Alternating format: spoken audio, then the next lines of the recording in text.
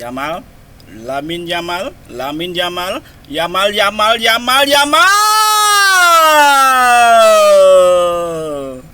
Lamin Yamal 3 គ្រាប់របស់បាសេឡូណាបាទគ្រាប់ដំបូងគេគឺរកបានដោយកីឡាកររ៉ាហ្វីញ៉ានៅនាទីទី 11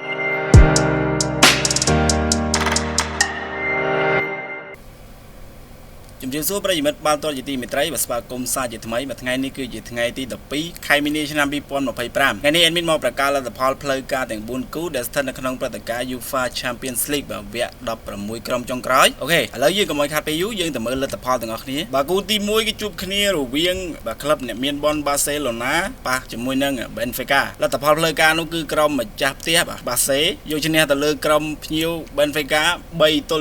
3 គ្រាប់របស់បាសេឡូណាបាទគ្រាប់ដំបូងគេគឺរកបានដោយកីឡាកររ៉ាហ្វីញ៉ានៅនាទីទី 11 ចំណែកគ្រាប់ទី 2 រកបានដោយកីឡាករឡាមីនយ៉ាម៉ាល់នៅនាទីទី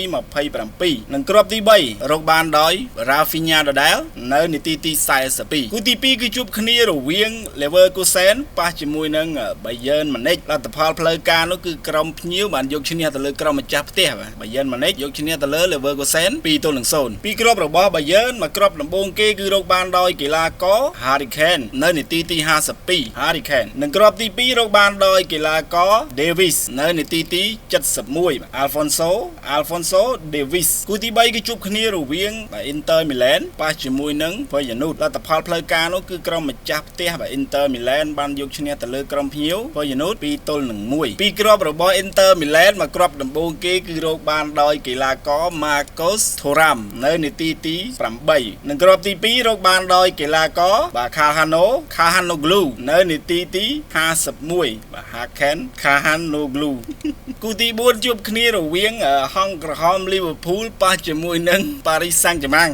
អាយបាទយប់បាញ់គូនេះមិនគួរឲ្យជឿទេមិនគួរឲ្យជឿថា Liverpool ចាញ់ទេបាទលទ្ធផលផ្លូវការគឺក្រុមម្ចាស់ផ្ទះបានចាញ់ក្រុមភ្ញៀវឡើងស្ពឹកមកបាទសម្រាប់គូ Liverpool ប៉ះជាមួយនឹង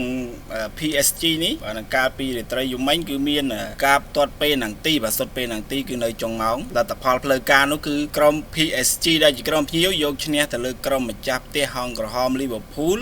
4-1 បាទដោយគ្រាប់បាល់ពេលណាំងទីបាទការបង្ហាញលទ្ធផលផ្លូវការទាំង 4 គូដែលស្ថិតនៅក្នុងព្រឹត្តិការណ៍ UEFA Champions League បាទវគ្គ 16 ក្រុមចុងក្រោយនេះបានឈានចូលមកដល់ទីបញ្ចប់ហើយអរគុណបងប្អូនដែលទស្សនាវីដេអូរបស់ខ្ញុំតាំងពីដើមរហូតដល់ចប់ជួបខ្ញុំនៅវីដេអូក្រោយទៀត